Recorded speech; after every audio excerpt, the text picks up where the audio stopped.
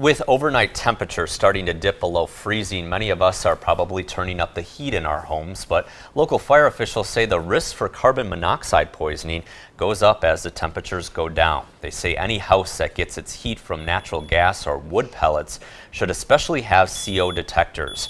The La Crosse Fire Department recommends having at least one on every floor of your home, including one close to your bedroom so you can hear it late at night.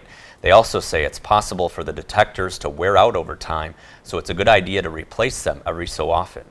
The sensor in them should be replaced every 7 years or based upon manufacturers' recommendations. Because a lot of times the sensors, just like smoke detectors, degrade over time and you need to replace that.